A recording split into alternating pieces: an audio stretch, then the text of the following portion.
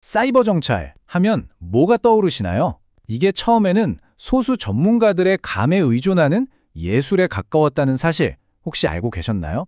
그런데 지금은 데이터를 기반으로 미래를 예측하는 과학이 됐습니다. 이 엄청난 변화의 과정, 그 흥미진진한 여정을 지금부터 저와 함께 따라가 보시죠. 자, 이런 질문 한번 던져볼게요. 사이버 공격은 진짜 어디서부터 시작되는 걸까요? 대부분 아마 해커가 시스템에 침투하거나 악성 코드가 실행되는 그런 극적인 순간을 생각하실 거예요. 그쵸? 근데 말이죠. 진짜 시작점은 그보다 훨씬 앞에 있습니다. 모든 건 바로 공격을 위한 치밀한 준비 단계, 정찰에서부터 조용히 시작됩니다. 이 이야기를 제대로 이해하려면 시간을 좀 거슬러 올라가야 합니다. 아주 멀리요. 바로 디지털 세상이 막 눈을 뜨던 1960년대, 사이버 방어라는 말 자체가 아직 존재하지도 않았던 정말 까마득한 옛날로 한번 가보겠습니다. 보세요. 1965년에 벌써 전문가들이 이런 예측을 했어요. 앞으로 데이터 교환이 많아지면 시스템에 몰래 들어오려는 시도도 당연히 늘겠지? 하고요. 아니나 다를까 딱 2년 뒤인 1967년에는 이 침투라는 게 아주 중요한 기술적 과제로 공식 인정됩니다. 그러고 나서 유명한 랜드 연구소에서 보안 정책의 뼈대를 만들고 마침내 1972년에 제임스 P. 앤더슨이라는 사람이 나타나서 자, 취약점은 이렇게 찾고 이렇게 막는 거야 하고 방법론을 딱 정리해버립니다. 막연하게 위험하다고만 생각했던 게 구체적으로 해결해야 할 문제가 되는 과정이 바로 여기에 다 담겨 있는 거죠. 이 초창기에는 그럼 누가 시스템을 지켰을까요? 바로 타이거 팀이라고 불리던 정말 특별한 사람들이었습니다. 군대 특수부대처럼 움직이면서 일부러 시스템을 공격해보는 거예요. 어디가 약한지 찾아내려고요. 요즘 말로 하면 윤리적 해커의 원조격이죠. 근데 이분들의 방식은 뭐랄까 정해진 공식이 없었어요. 순전히 그들의 경험과 직관에 의존했죠. 그래서 이때 사이버 방어는 과학이라기보다는 정말 소수 전문가들의 예술에 가까웠다고 말하는 겁니다. 하지만 언제까지나 그런 예술에만 기댈 수는 없잖아요.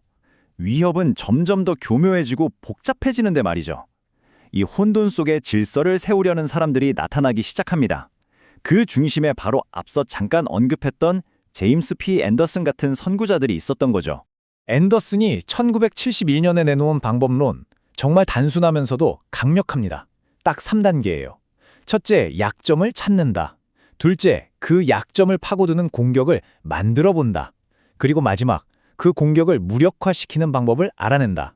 어때요? 정말 간단명료하죠? 바로 이 생각의 틀이 오늘날 우리가 아는 모든 사이버 보안의 기초가 됩니다. 정말 대단하지 않나요? 여기서 중요한 건 그 목표의식이었어요. 더 이상 감에만 의존하지 말자. 예측 가능하고 체계적인 평가를 하자. 바로 이거였죠. 그리고 이 생각 덕분에 지금 우리가 당연하게 여기는 NIST나 PTSS 같은 산업 표준들이 만들어질 수 있었던 겁니다. 덕분에 모이의 킹은 그냥 몇몇 전문가의 기술이 아니라 하나의 전문 분야로 인정받게 된 거고요. 자, 기본 원칙은 세워졌습니다. 그럼 다음은 뭘까요? 바로 이 원칙들을 실제 공격 시나리오에 맞춰서 순서대로 착착 정리한 지도가 필요했겠죠. 공격의 시작부터 끝까지 그 전체 그림을 보여주는 최초의 프레임워크가 드디어 등장합니다. 그 주인공은 바로 방산업체로 유명한 로키드 마틴이 만든 사이버 킬체인입니다. 이걸 아주 쉽게 비유하자면 해커를 위한 7단계짜리 요리 레시피 같은 거예요. 공격을 성공시키려면 이런 순서로 해야 한다는 거죠. 그런데 이 레시피에서 가장 중요한 첫 번째 재료 준비 단계가 뭔지 아세요? 네, 바로 정찰입니다. 모든 것은 정찰에서 시작된다는 걸 명확히 한 거죠. 킬체인 모델이 우리에게 주는 가장 큰 교훈은 이겁니다. 공격을 막고 싶다면 바로 첫 단계인 정찰을 막아야 한다는 것. 왜 그럴까요? 생각해보세요. 도둑이 우리 집에 들어오려고 주변을 어슬렁거릴 때 쫓아내는 게 가장 쉽지 이미 집 안에 들어와서 물건을 훔치고 있을 때 막는 건 훨씬 어렵잖아요. 똑같습니다. 정찰 단계에서 막으면 그 뒤에 이어질 6가지 공격 단계가 전부 무용지물이 되는 거예요. 최소의 노력으로 최대의 방어 효과를 내는 그야말로 골든타임인 셈이죠. 그런데 세상이 변하잖아요. 해커들의 공격 방식도 점점 더 복잡하고 다양해졌어요. 이제 7단계짜리 단순한 레시피 하나로는 부족해진 겁니다. 김치찌개 레시피만 안다고 모든 한식을 만들 수 없는 것처럼요.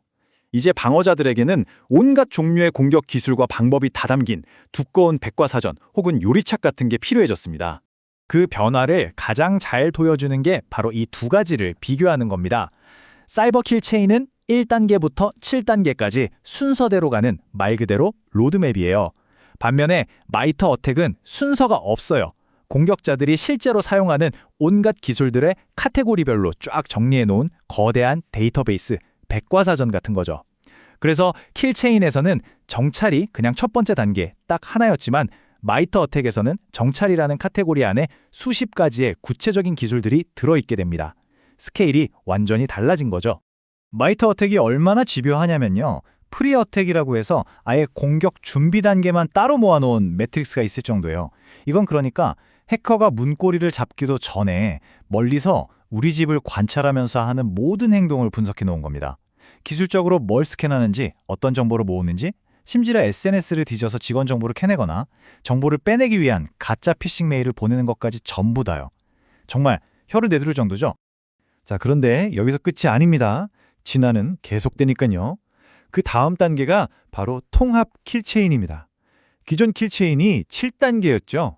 이건 그걸 무려 18단계까지 늘려놨습니다. 왜 이렇게까지 늘렸을까요?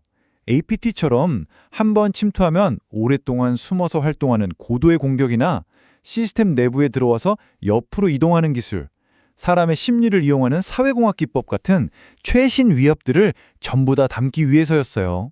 점점 더 정교해지는 거죠. 이제 드디어 마지막 진화 단계입니다. 오늘날 IT 환경을 한번 생각해 보세요. 너무 거대하고 복잡해서 이제 사람의 눈과 손만으로는 도저히 모든 걸 감당할 수가 없게 됐습니다. 그래서 우리는 마침내 대응의 시대를 넘어 예측의 시대로 도약하게 됩니다. 네, 바로 이 지점입니다. 지금까지의 모든 변화를 관통하는 가장 핵심적인 전환, 사람이 하던 예술에서 기계와 데이터가 하는 자동화된 과학으로의 완전한 패러다임 전환이 일어나는 순간입니다. 이제 현대의 정찰은 예전처럼 자, 오늘 한번 점검해볼까? 하고 끝나는 게 아니에요. 24시간 내내 AI가 엄청난 양의 데이터를 처리하고 실시간으로 트래픽을 분석하는 살아 움직이는 과정이 된 거죠. 왜냐? 우리 시스템이 너무 복잡해져서 사람이 일일이 들여다보는 건 이제 불가능하니까요. 인공지능의 도움이 절대적으로 필요해진 겁니다. 이게 바로 예측 분석의 진짜 힘입니다. 핵심은 이거예요. 공격이 터지고 나서 수습하는 게 아니라 공격이 일어나기도 전에 패턴을 읽어서 약한 고리를 미리 찾아내는 것.